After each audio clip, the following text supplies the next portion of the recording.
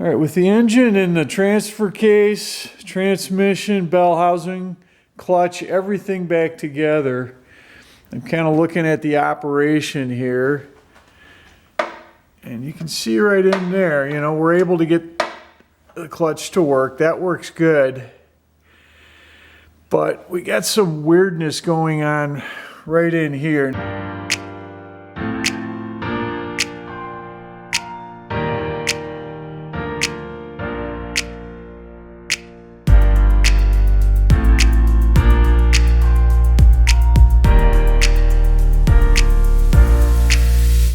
Now this little arm here is homemade. Somebody welded that together. But the angle on this is kind of strange. Let's see if we can get you a shot of this. It should be straight on, but it's kind of leaning in this way. I think part of it is that maybe this hole that is in here got elongated, and so I kept driving it that way. But even if it was out at the edge here, it wouldn't be straight. So my only guess is that possibly this fork was not for this particular configuration. It works, but maybe it was for something different. So I need to fix that. And I think the way to fix it is to just extend this fork just a little further out so that it lines up with this arm. And then I'm going to make a new arm for this, just something that looks a little nicer, fits a little better. Okay, let's start by remaking this arm. I have a bolt here that ought to be long enough. I cut the head off of it. But if I put a bend right here, I'll heat this up and put a bend in it, then this should work, should have enough threads there to be adjustable.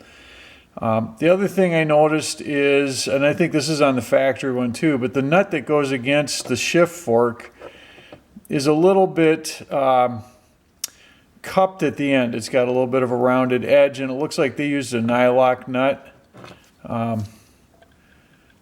I think that'll work fine. I think what I'll do is just get a torch and kind of burn the plastic out of that, because I don't need that slowing things down. This nut is what's used to lock it together.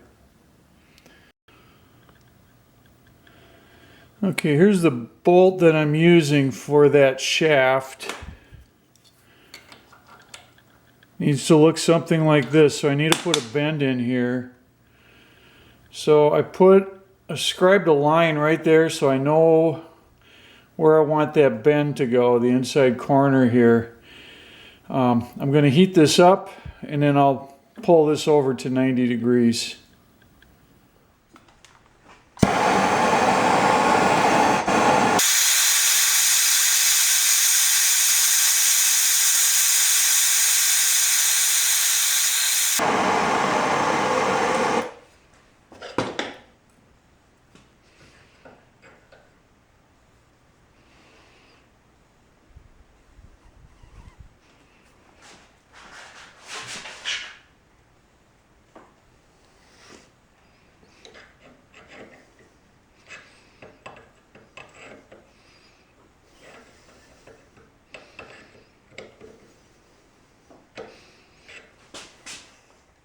I think we got a good match.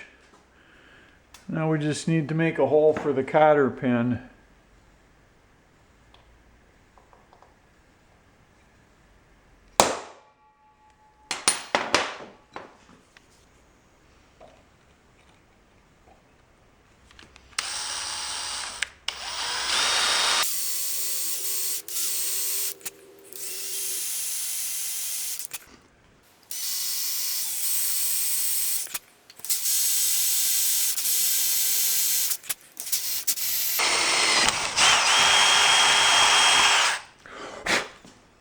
So this piece is ready to go.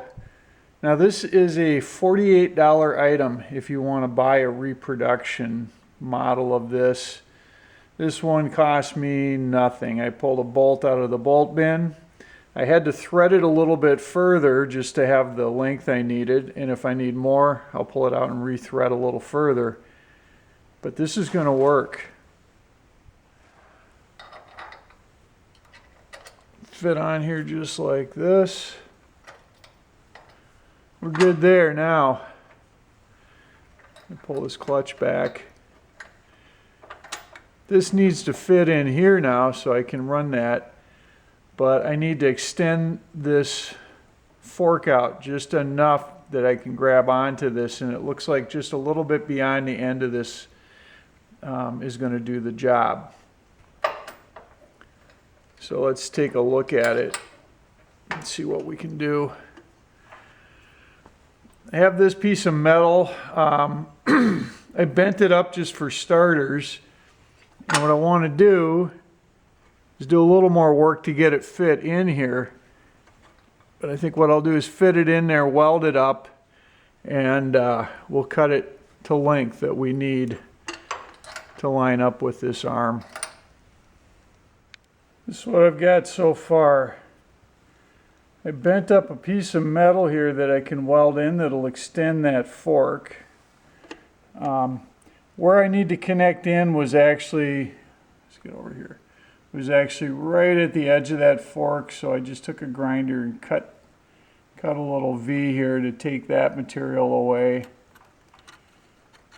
This will be welded in right about there, and that should give me the extension that I need for this fork.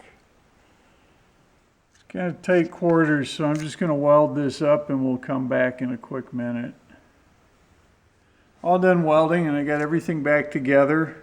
So we got good strong welds on both top and bottom and on the back side.